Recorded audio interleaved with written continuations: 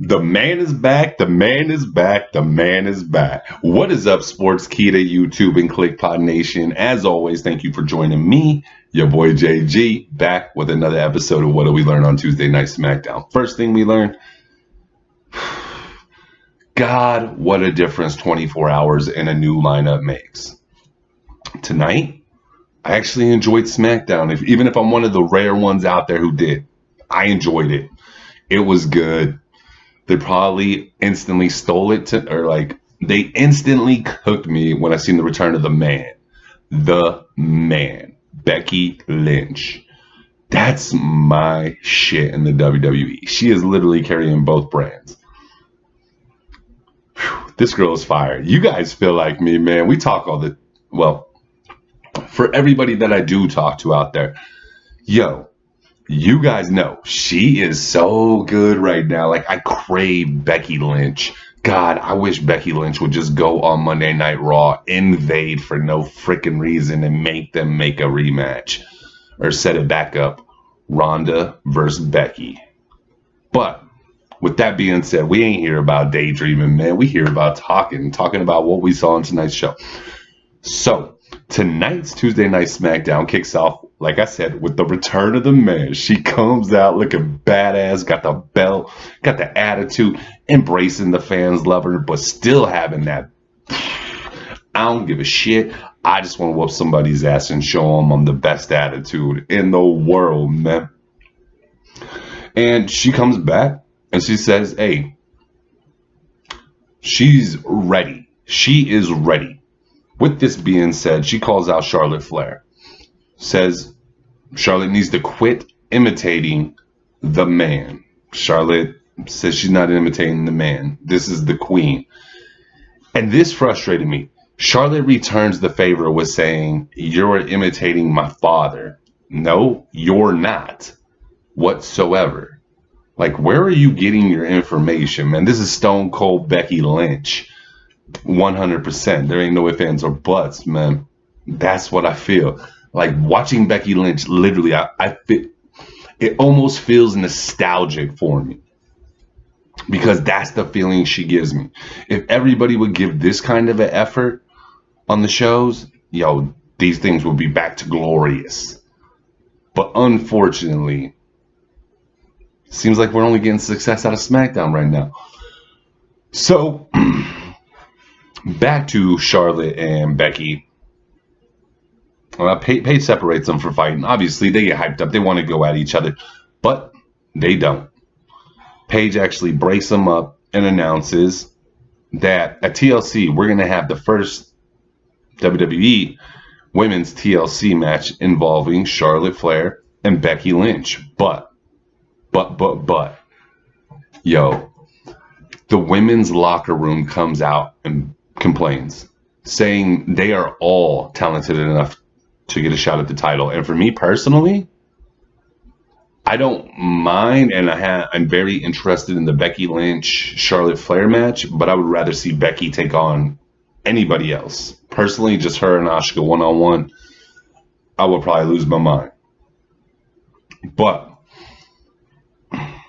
we get Paige announcing that there's going to be a battle royal at the end of the night. The winner will be the third person in the match at TLC versus Charlotte Flair and Becky Lynch. Instantly, JD from NY206 shouted, one of the first people I heard shout it out. And I just seen it come to fruition tonight. Man, this is the perfect setup to get the title off Becky Lynch, get it on to Charlotte Flair without Becky taking the pin. And if you really think about it, and you go back, I want to say about a month, maybe a little over that ago, we sit here and we talk about how you could actually do The Rock and Stone Cold with Becky Lynch and Charlotte Flair, with Charlotte Flair representing The Rock in the corporation. I think this would be perfect. You get the title back on Charlotte. Since Paige is in love with Charlotte, it seems like at this exact moment, you can have them form a bond, which allows Charlotte not to have to face Becky Lynch again. some kind of a agreement where Charlotte or Paige is just taking care of her girl. Then we get then we get Becky Lynch and JD from NY206. If you guys aren't following him on YouTube, please go check him out. I absolutely love this man. This man is phenomenal at what he does. But with that being said, he brings up he wants to see Becky Lynch win the Rumble. I think this would be perfect to the storyline we had talked about. Because if you're doing this with Charlotte, where she's working with Paige and she's being protected, that Royal Rumble victory automatically gives her a title shot at where? WrestleMania. But for either title. And this would be the opportunity to set up the rematch. Or I've also talked about the unification of the women's title and just having one champion. I think this would be another perfect opportunity to do that as well. The way you do that is have her win the Rumble, have some kind of stipulation that if she was to win the Rumble, she would get an automatic shot at Charlotte for the title, and then she'd still get her WrestleMania thing. It's Becky Lynch's path to greatness. Then she beats Charlotte, gets the title, challenges Ronda, title for title at Mania. Boom. There's your marquee women's match. Who wouldn't pay to see this? Finally, we get it. Becky Lynch versus Ronda Rousey.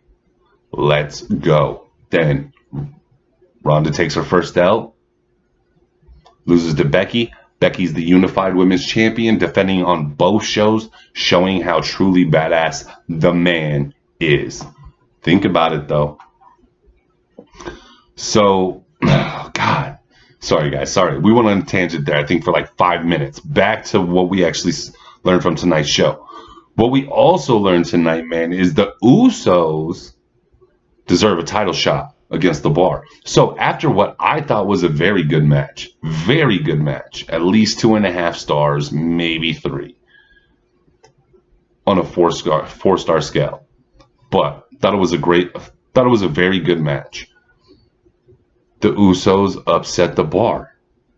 It was shocking to me. I really thought this was going to be a Bar victory, but I love the fact that the Usos were able to walk away with the W. Absolutely done beautifully. Well done, creative. Well done, Usos and the Bar. But while I was watching this match, it got me thinking, what's my dream tag team match? At this current moment, with only active wrestlers.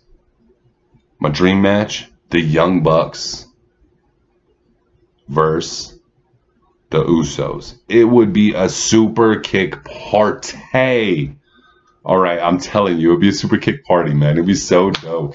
Bop, bop, bop, bop, bop, bop, bop. I'd freaking love it, man. That is definitely a dream match of mine. Hopefully, we get to see it in the future sometime. But I thought the Usos looked very good tonight, man. Thought the Bar looked well. Usos land the big splash, walk away with the victory. Huge win. I think they're in line for a title shot at this point in time. Perfect time. TLC. I think these guys would put on a hell of a show.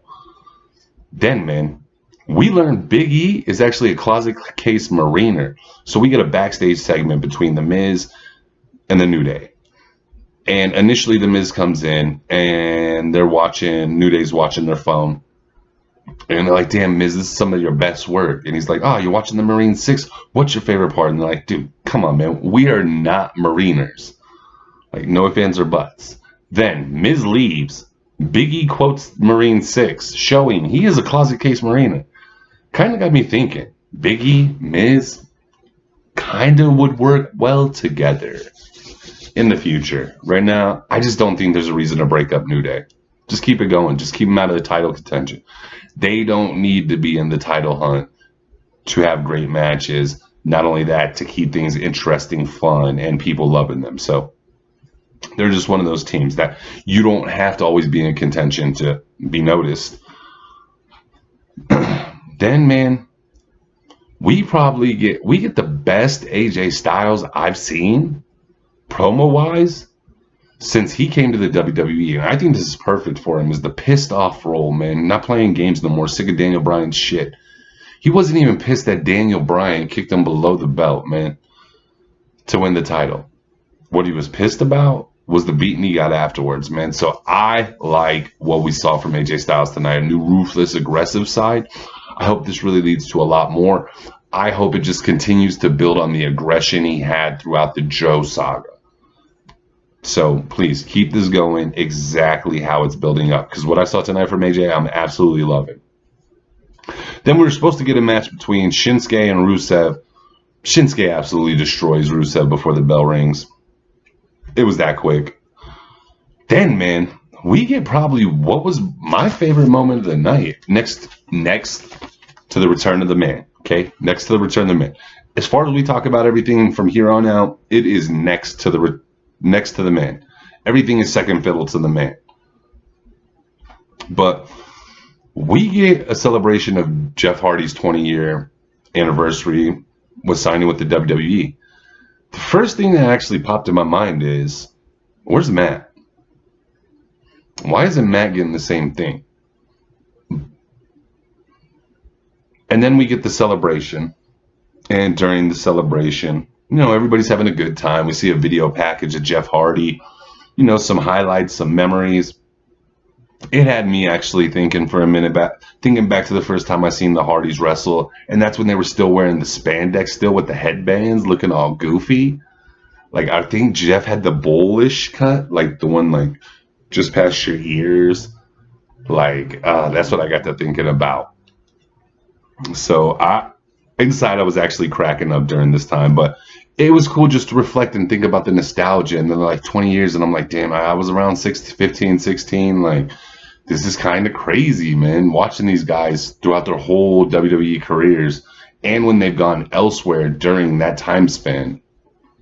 But then we get probably, damn, I don't know, man, one of the realest promos. And it seems like Samoa Joe is just absolutely the most vicious dude with promos. He's perfect. Perfect heel to carry this company. But he proceeds to remind Jeff of his demons. So he comes out telling Jeff, hey, I'm sorry for the delay, man. I was actually in the back popping bottles of champagne. But, hey, you know, it's probably best we don't have champagne bottles around you, you know, seeming, you know, the matter of the fact of. So I'm already like, damn, dude, that was intense. That was pretty vicious, man. That's a rude way to come out, man. That's a heel for you. Then Joe begins to talk about how he doesn't think second chances should be given. People like him, like Samoa Joe, have been waiting for opportunities, but yeah, Jeff Hardy's always handed opportunities after all his failures, his demons, because his demons constantly eating that away at him. And for me, this was a real moment. There was a part in it when it felt cringe almost, but that's what I want to feel when I see a heel. That's why I love Joe so much. He's so good at everything he does. So, absolutely amazing. You know this is leading to a Samoa Joe Jeff Hardy feud. And to be honest, I think we will get something amazing coming out of this. Damn, man, because, I mean, Joe is real. He even told him, like, you probably really, like, that video package was probably really special to you, man. Why? Because, you know, you're probably inebriated during most of those. Like, damn.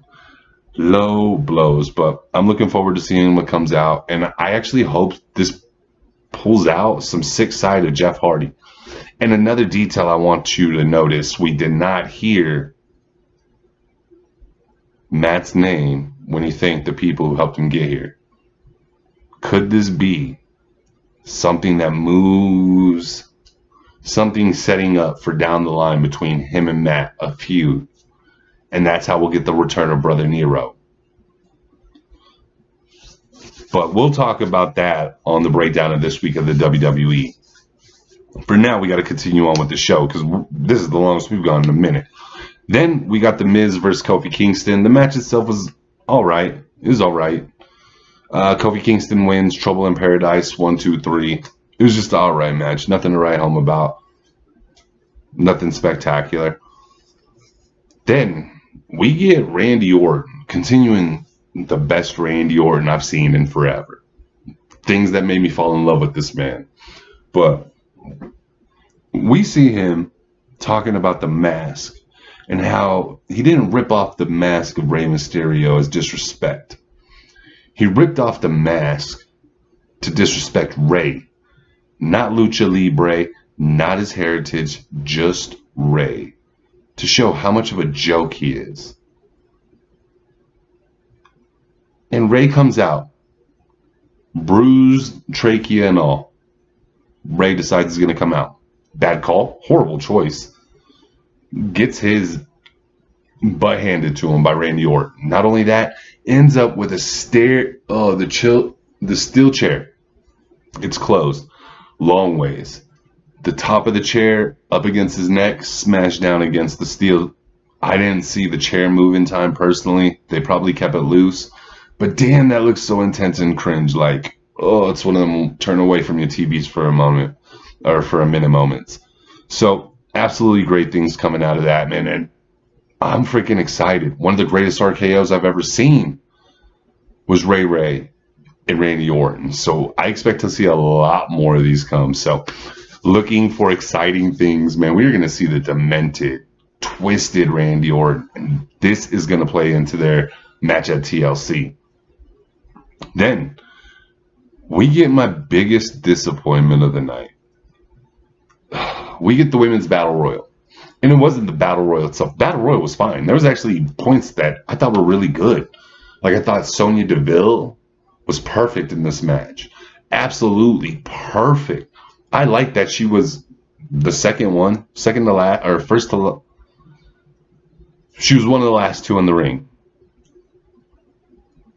But I actually found myself rooting for her. So, the match itself was good.